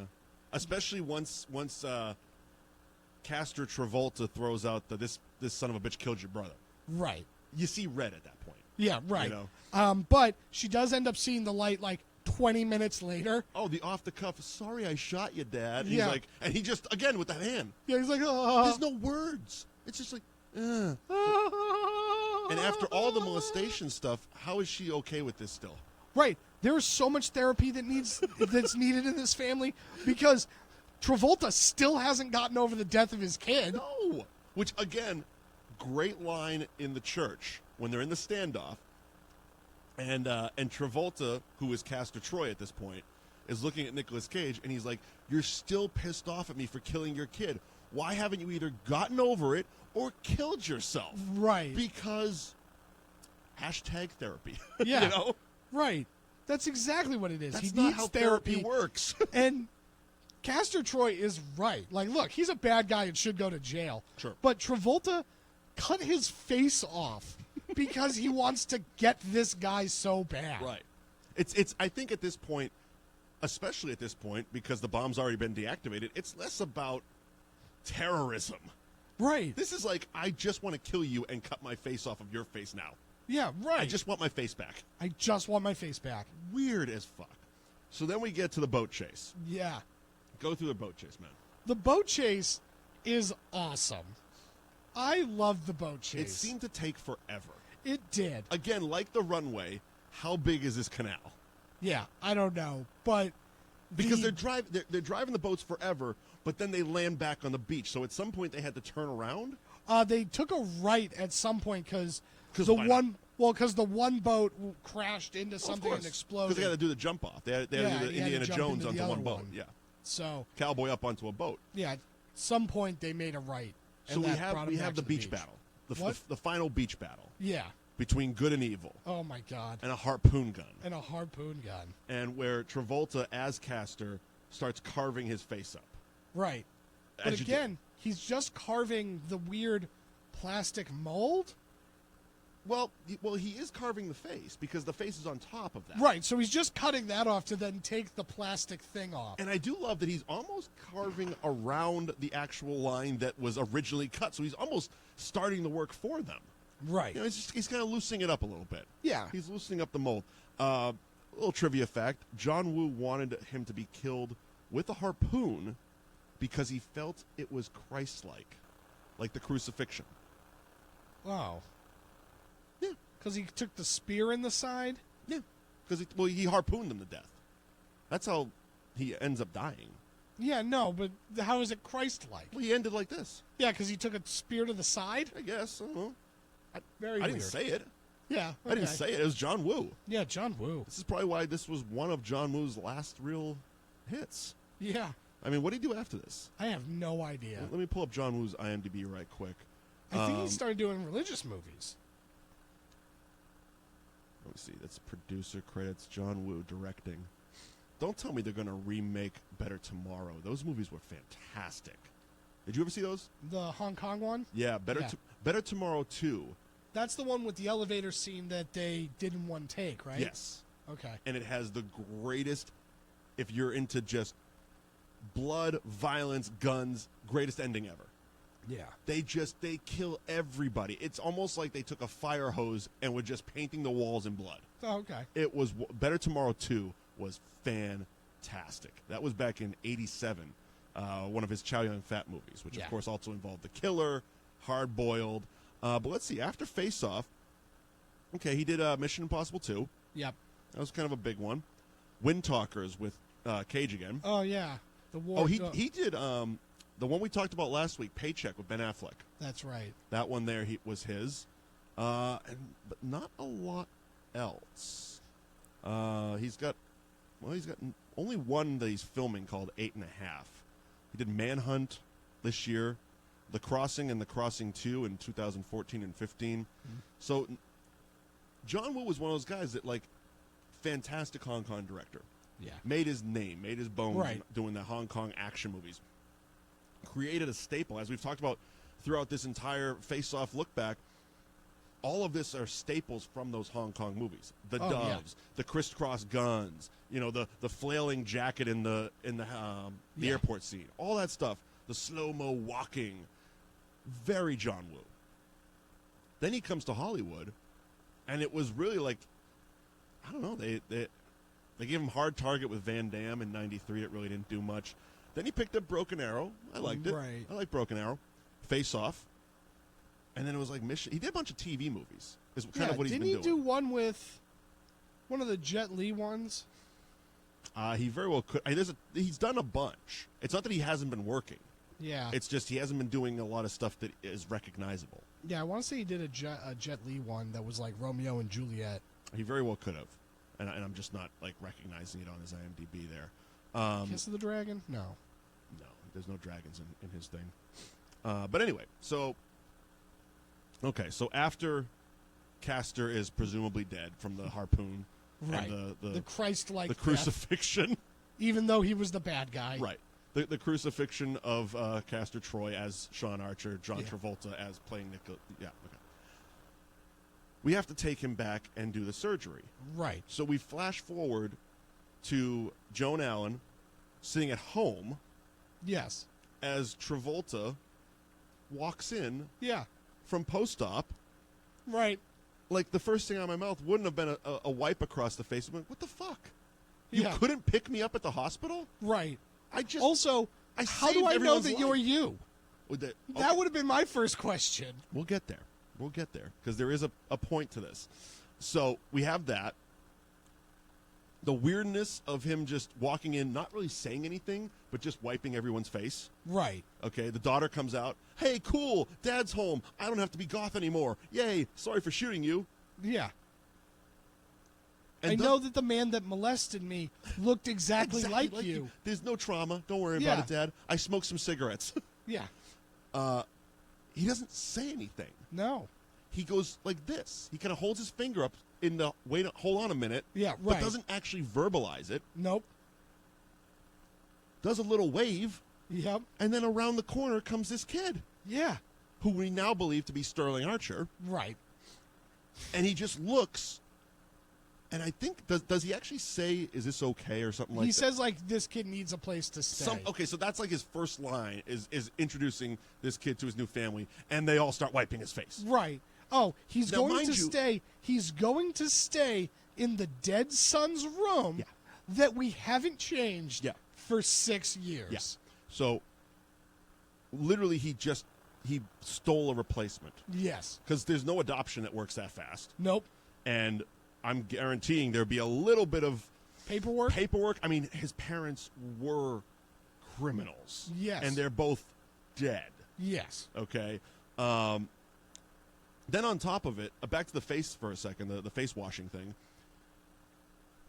This kid must be so fucked up even more because when he was in the apartment and Nick Cage was doing it, his mother was clearly upset about it. Right. So he's now translated this as a bad thing. And this whole family's like, oh my, this kid's going to lock his doors at night. Right. Okay. Also, the daughter is just okay with this. Like, guess what? You're my new little brother now. New brother, we're going to call you by the old brother's name, whatever. Yeah, right. So she takes him to his shrine. Yeah. Okay. And then it's kind of like a weird, okay, everything's hunky-dory, right? Yeah. We're all good? There was, and it's on the Blu-ray, an alternate ending. No. After this, Joan Allen's getting ready for bed. Comes into the bathroom, sees John Travolta. It's clearly John Travolta from behind, right, washing his face in the sink. And as he raises up, she sees Nick Cage's reflection in the mirror. Oof. Face off. Face off. I'm kind of glad they just didn't. Yeah. Because it doesn't need it. Because that's now, that ending to me was like, they left it there, they shot it. Yeah. In case they wanted a sequel. Right. But in case they wanted Face Off 2. Right. It doesn't, that ending doesn't make sense because. Face Off. Why does she care about that? Like, she's not the up until he's in the house, in the bedroom. Yeah. I don't think the wife has ever seen Castor Troy.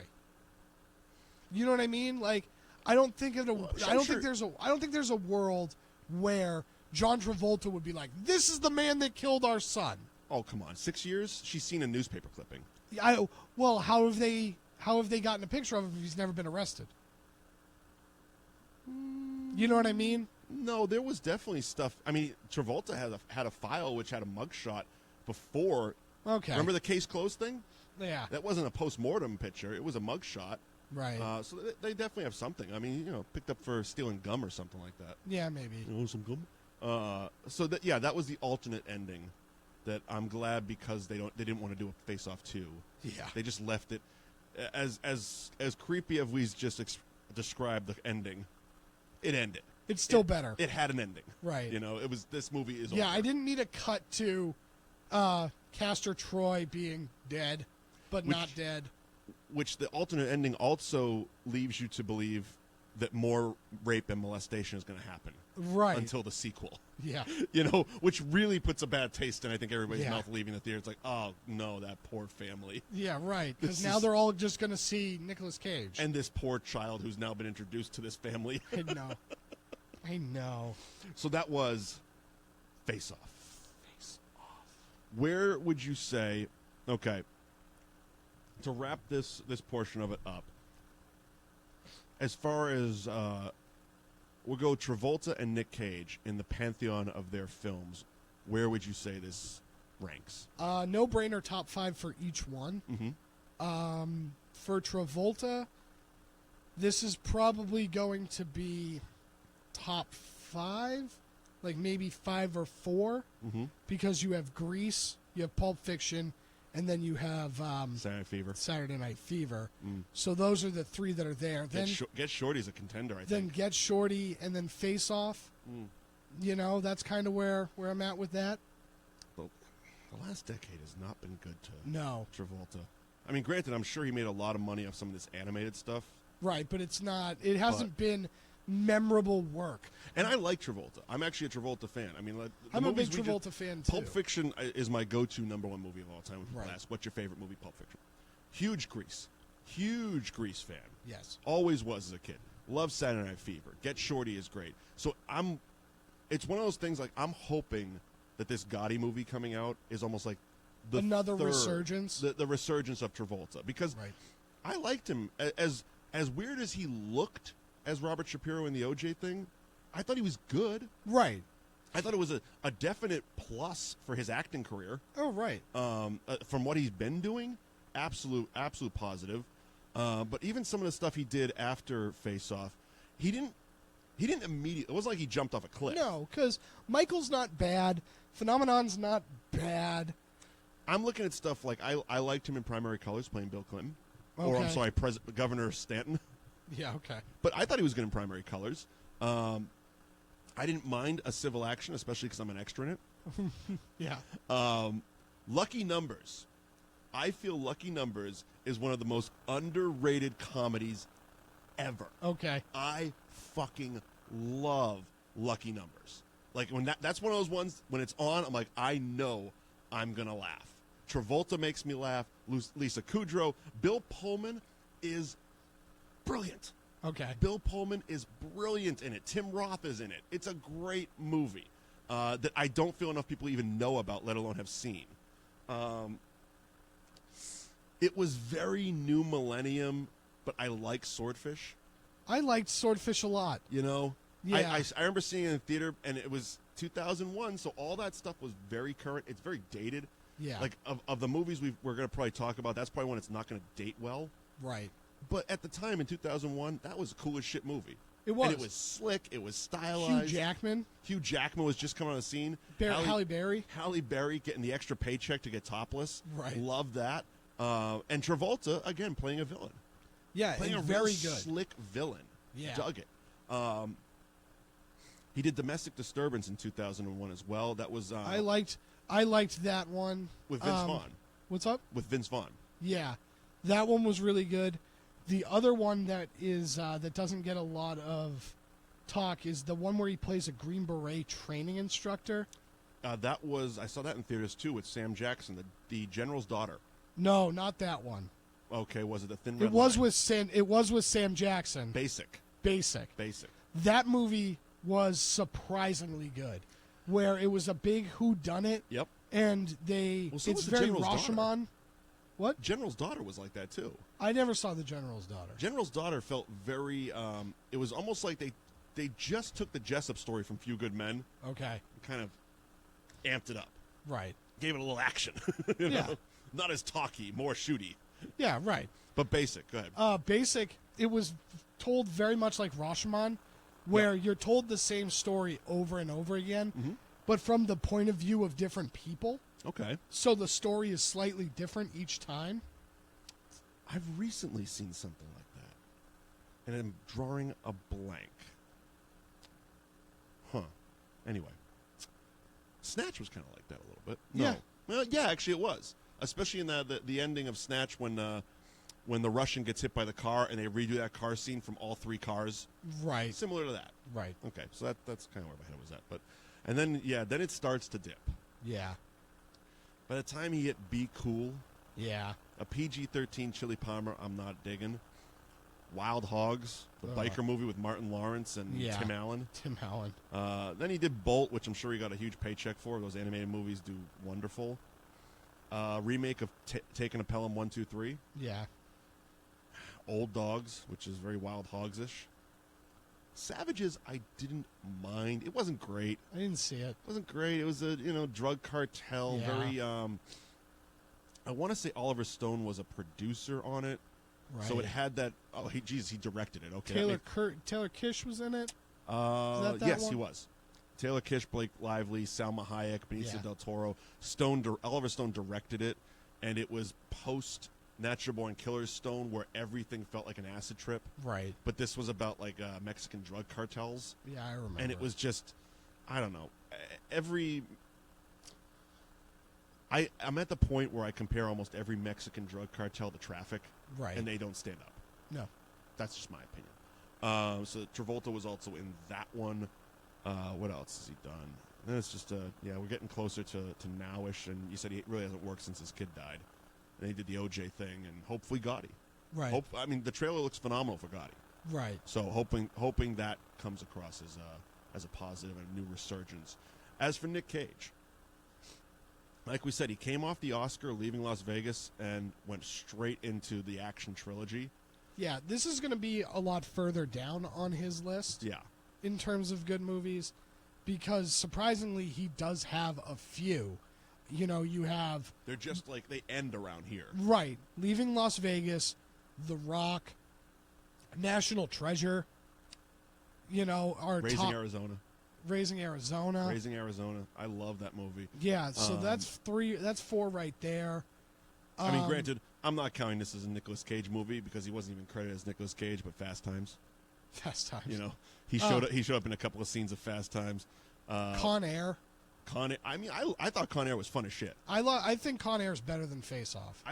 I feel because it's one of those things where when I hear people smash a movie like Con Air, Right. I'm like, you're not watching it the right way. Right. If you're going to pick Con Air off the DVD shelf, you're going to pop that in. You need to understand this is a balls-out, fun roller coaster action ride. Right. It's not supposed to have deep characters. Don't get muddled down with plot. Right. Character development. Right. Blah, blah, blah. Which, actually, the character development's pretty good. It is. But you're supposed to have fun. It's almost a movie that shouldn't, like, recently there was the LA Times thing where they were banned from the Thor Ragnarok screenings. Yeah. I feel that there's certain movies that they don't need to be reviewed. Yeah, right. Because the scale should be, should I see it or should I not see it? Is it fun? Yeah. This is a movie that looks like it should be fun. Is it fun? Right. Well, the cinematography. It's like, it's fun. Yeah. They crash a plane on the Las Vegas Strip. Right. And one of the most violent serial killers / pedophiles is playing blackjack in the closing scene. Right. Yeah. Yeah. I'm not going to take a review very serious on that one. No. Besides, it was fun. I also credit Con Air for giving Bray Wyatt he's got the whole world Absolutely. in his hands. Bray Wyatt, whoever is, I know Bray himself does a lot of the character creation, but whoever's helping him with the dialogue is a giant movie fan. Oh, yes. I know on that wrestling show we referenced how basically the Sister Abigail thing that got botched because of the meningitis. Yep. Literally word for word the end of Psycho. Yes. Word for word. Word for word. Word for word. He wouldn't even hurt a fly. I mean, he was almost doing Norman Bates' voice. He almost was doing because Norman of the Bates. voice alteration. Yes, which I hope they bring back. I would love to see it do. They got to do something with him. They have to do something with that. Yes. So let's see. We hit Wild at Heart was good. I liked Wild at Heart for Nick Cage in 1990. Yeah. I wouldn't put it top 5, but it was good. No. I enjoyed Honeymoon in Vegas for what it was. Okay. For what it was, you got to walk into it being like, okay, this is an early '90s Sarah Jessica Parker romantic comedy. Yeah. The Weatherman. Take it that Weatherman wasn't bad. Okay, here's one that I really like, and I feel I'm in a minority. It's the remake of Kiss of Death. See? Much like Lucky Numbers, that's usually the face I get when I talk about this movie. This was the first one where Nick Cage really like this was where he beefed up, and he was jacked. He was giant in this movie. He plays little Junior Brown, crime boss type of thing. Sam Jackson's in it. But the true reason this movie was made was this was one of a few attempts in this 90s era to make David Caruso a movie star. Okay. This was right off of, he's leaving NYPD Blue to pursue a movie career. Right. This was one of those movies. Needless to say, for David Caruso, he went back to TV. He didn't become a movie star. But there was this, there was Jade, there was a couple others, and he's functional in this. But to me, the standout was Nicolas Cage, because this is where I felt he was really getting into what would become Castor Troy. Right. He started to become that crazy Nick Cage, where, I mean, it's a great movie. Right. It's not a great movie. Okay.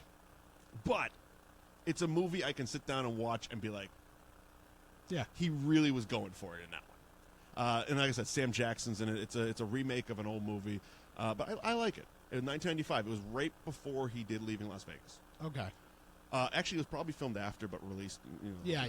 Then he did Leaving Las Vegas, won the Oscar, and then shifted into fourth gear with The Rock, Con Air, Face Off. Yeah. The action trilogy. Great choices. Great choices. Then he did similar to John Travolta, plays an angel in City of Angels. Oh, yeah, with that Meg was a Ryan. movie he did. Yeah. Which we should do on this because I have thoughts. Well, another one that I would love to do on this that he did next, Brian De Palma's Snake Eyes. Oh, Snake Eyes. Love Snake Eyes. Okay. Snake Eyes is another one of those that's fun.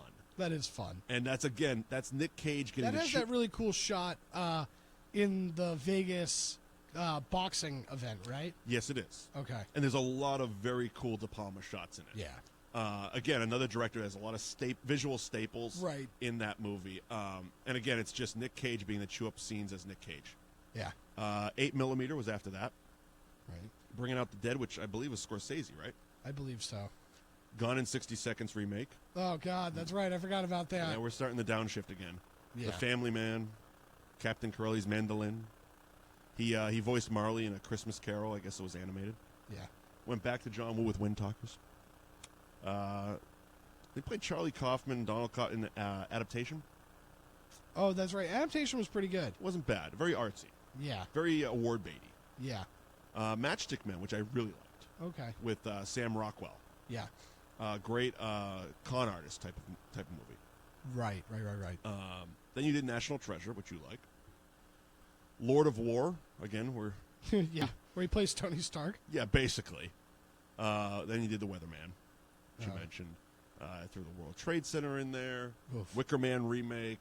Not the bees. Ghost Rider. Ghost Rider 2. Ghost Rider 2.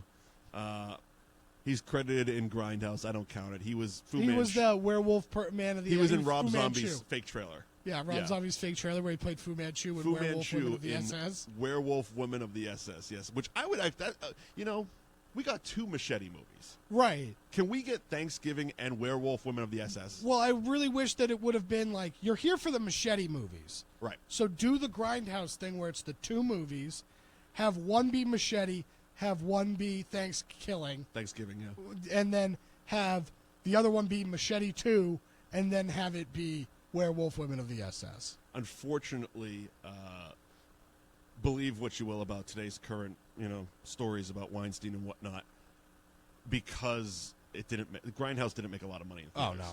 Oh, no. Now, arguably, there is an argument for why it didn't make money legitimately, because you're buying one ticket for 2 movies. about 6.5 hours. Yeah, it's so 2 movies You can't with show as intermission. many. So they can't. It's almost like turning over a table in a restaurant. Right. If you have people sitting at 6 hours a clip instead of 90 minutes a clip, Yeah. you're going to sell less tickets just by definition. Right. But there's and been stories that he tanked The other it. thing, too, is you paid for 1 movie, but you got 2. You got 2. And you weren't paying double. And you weren't paying double, plus the idea that the runtime. I know people that didn't go to see it because of It's the scary. runtime. Especially people with small bladders. It's scary for them. Right. Right. So then Nick Cage did Bad Lieutenant, Port of Call, New Orleans. Have you seen this? I've heard it's very good. I have not seen it. Here is and this is a take I have on a lot of remakes. Because, of course, this was, for lack of a better term, a loose remake on the Harvey Keitel, Abel Ferrara Bad Lieutenant. Okay. Bad Lieutenant, the original. Great, fucked up movie. Okay. This one, if they left the Bad Lieutenant part of the title off, would have been a really good, wacky movie. Yeah, that's unfortunate. But because they associated it with a previous brand, you're constantly comparing it. Right, and it doesn't stack and up. it doesn't stack up. But if they just called it Port of Call, New Orleans, as bad of a title as that is, Right. fine. It's a functional Nick Cage movie. Right. I think Exhibit's in it, Ava Mendes, a Okay. decent cast. Yeah, I heard it was good. Then he did Kick-Ass. I liked him in I Kick-Ass. like Kick-Ass. I didn't enjoy his accent changing 14 times in the movie, but Yeah. okay, take it. Or that scream at the end. That's up there with Vader's no. Yeah. Um, Don't get me started. Here's an odd one in the list. He did a remake to the Kirk Cameron Jesus movie Left Behind. Really? Yeah, he did it in 2014. Wow. Kirk Cameron, who, of course, as we all know, is big in the Christian community, and he does Christian movies. Yes. One of them was Left Behind. He did it back in, I believe, the early 90s. And this is a remake of that. That's weird. Yeah. Came out. I don't know. I Did didn't see Kirk Cameron direct, or not direct, but produce that? It's a good question. Let me open up the page and I'll tell you in a second. I heard good things about Snowden. Okay, yeah. Haven't seen it yet. That was out last year, 2016. Army of One. But again, this is where we get into Nick Cage literally taking every Whatever. paycheck. Like, he's probably filming 3 movies at once. Yeah. Let me see here. Yeah, because like we said, he did 7 movies alone in 2017. The year isn't over yet. He's still got 1 on the decks for this year. It's mess. It's, Yeah. It's a mess. Get your brooms unfortunate. out, people. Get your brooms out. It's a mess. Let me see if Kirk Cameron is a producer on this before we shift gears slightly. No. No? Okay. Nope. He is not. So let's slightly shift gears as we wrap up Face Off and talk top 3 body swapping movies. Okay. Now, when we talked about this before we started the show, we both had the same question. Yeah. Does Big with Tom Hanks count as a body swapping movie? I do. I think so. Because he went from being one thing and is now a different thing. Okay. So he's physically swapped bodies. Well, you say that. See, I don't think it necessarily has to be The argument could be made he didn't swap bodies. He just aged. Yeah, well, he swapped into a bigger body. I'm going to say it counts. It's our show, damn it. All right, go ahead. Big, I like Big. Yep. I think that you have 2 separate movies inside Big. You have the first half of that movie, which is very fun and lighthearted, where it's all of the stuff that you would assume if you were a child that all of a sudden found yourself in the body of an adult, you would do. Yep. So that was very fun. And then the second half of that movie is very touching when the realities of adulthood kind of come crashing down on him. And he has to, actually try and find a way to... It is very sad. It's very sad at the end. There's a lot of sadness in Big. Yeah, so I thought that movie was great all the way around. Okay. Yeah.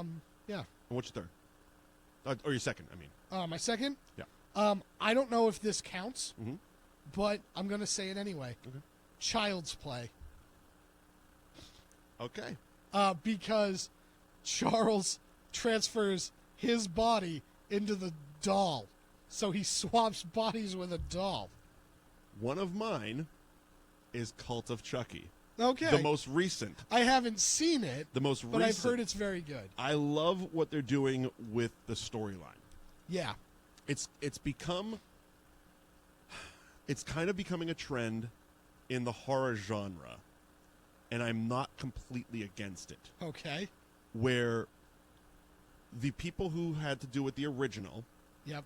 are coming back into the fold and not rebooting, No.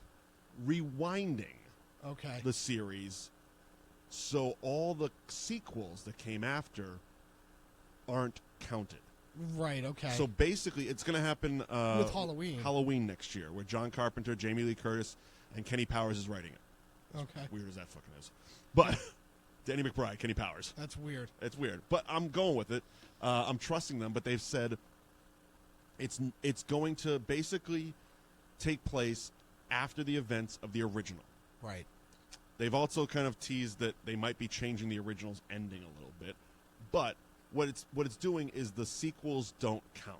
Okay. So they're starting from that point. Now, when they rebooted Child's Play with Curse of Chucky, Right. they never really... There was no real explanation. Yeah. And you didn't really...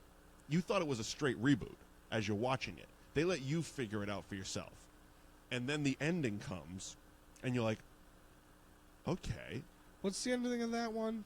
Curse of Chucky ends with the girl Fiona Dorff Okay. as the actress. She goes... she's on trial for the murders that Chucky committed. Yeah. Gets sentenced to the mental institution. And what you basically see is a similar recreation of the opening scene from Bride of Chucky with Jennifer Tilly killing the cop and stealing the Chucky doll. Okay. Which at that point I'm like, okay, they just redid that scene, like beat for beat. Right. So okay. And then the post-credit scene is the doll gets delivered to the original Andy Barclay, Okay. the original actor from the first one. Yeah. He opens the box. It's Chucky. He shotguns it. So they never explained where the storyline was falling. If we were keeping 2 and 3, if we were going to do this, that, and the other thing. Because he's in the second one, but not in the third one, right? The character is. The character. Alex Vincent is the original Andy. Yeah. But he's played by someone else in the second one. I don't. Yeah, have his Andy. name. Basically, Andy is in 2, but not in 3. Correct. But what I'm hearing is basically they rewound it to the first one, but they're going to pick and choose what parts of the other ones they're going to have. Okay. So they're going to keep with some of it. They even said to the point we might end up seeing from Seed of Chucky, Glenn and Glenda. Okay. The children of Chucky and the Tiffany doll. Right. That weird looking thing. Yes. But for Cult of Chucky, without spoiling it, because it did just come out last month, Yeah. there's a lot of body swapping. Okay. There's a lot of Chucky bouncing body to body. Right, because he figured out how to do that. Yes, because that's kind of been the underlying theme, is he's always been trying to get out of the doll's body. Right. And into a person. Right. So there's a lot of that happening. Interesting. So what's your third? My third, I always thought that this one was fun when I watched it. Yep. The hot chick with Rob Schneider. Rob Schneider is a woman. Rob Schneider is a Rob Schneider is a girl. I thought that was stupid and fun. Stupid is the right answer. So there you go. That's okay. I'll give you that one. Because surprisingly, not a lot of these movies. There is not as many, and the ones there are almost interchangeable. Right. Because I have, besides Cult of Chucky, and yes, I'm going with big as well. Even though I argue the point, we have to argue that point. Yeah, right. Yeah. Counterpoint, that type of shit. The last one for me can have 2 honorable mentions because there was 2 other movies made literally, the same year, that are all 3 of the same. Oh, okay. The one I picked, because it was my favorite to watch, was Vice Versa.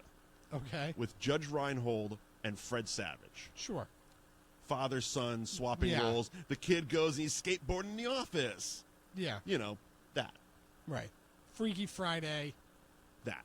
The child has to play dad. Right. Dad has to play the kid. So he's going to the school and he's, all prim and proper because he's a big executive, and he's at lunch and he's like, he's disgusted by the school lunches because he's used to silver spoon shit. That whole deal. Well, Vice Versa was my favorite of the 3. Judge Reinhold, Fred Savage. It was good. It was Fred Savage just kind of coming off the Wonder Years in '88. It was still kind of around, so he was popular. Yeah. Reinhold had Beverly Hills Cop, so there was 2 decent names involved. Right. The other 2, the first one was called Like Father, Like Son. Came out in 1987, so it was a little bit before. Okay. This one starred Dudley Moore as the dad. Okay. And our friend Kirk Cameron as the son. Okay. There you go. Basically the same movie. Yeah. We don't have to go through the plot on every time. And the third came out in '88, same year as Vice Versa, and it stars, who's the kid? He's one of those faces. Charlie Schlater is his name. Okay. You'd recognize his face because he did a lot of those teen comedies in the '80s. He was like the third guy in. Oh, okay. One of those guys. Yeah. The dad, George Burns. Oh, okay. And it was 18 Again. Okay. From 1988. Same deal. This one might have been grandfather, grandson, but same concept. Same principle. So those are my 2 honorable mentions for Vice Versa. And just to close out the body swap thing, I got to throw in the 2011 movie, The Change Up, with Ryan Reynolds and Jason Bateman. Yeah.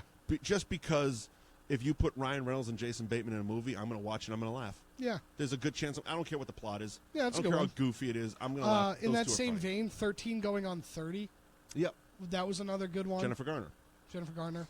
Yeah, very similar. Yes, to the mom-daughter thing. But big. Hers was more big. Hers was more big. Yes, where she grew up. Yeah. She was playing the same character. But, okay, so she didn't... That's even different than Big. It is. That's why it's an honorable mention. Because everybody... she traveled in time. Yeah, she traveled in time. Okay. So, she swapped to a bigger version. It's more of a time travel movie. So she time jumped. Yeah. Instead of faced off. Right. She timed off. She didn't face off.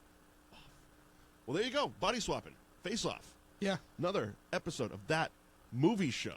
I almost said that wrestling show, but that's our other thing. But you should watch that right now. You should. As soon as you're done with this, go watch that because we previewed NXT TakeOver. Which is tonight. War Games, which is happening tonight in about 3 hours. Nice. 3 hours. So we got enough time to go home, take a nap. Oh, it's going to be Get some pizza. Good deal. And then, of course, we also did Survivor Series, and we talked about Wrestle Kingdom 12 with Jericho Omega. Right. Great episode of that wrestling show. You can find it on Nesson's Facebook, on their YouTube, and we tweet it constantly. And then this will already have happened when this airs on Pop. Yes. But you all should know that we did the pre and post show for the New Age Insiders on the Wrestling Network feed.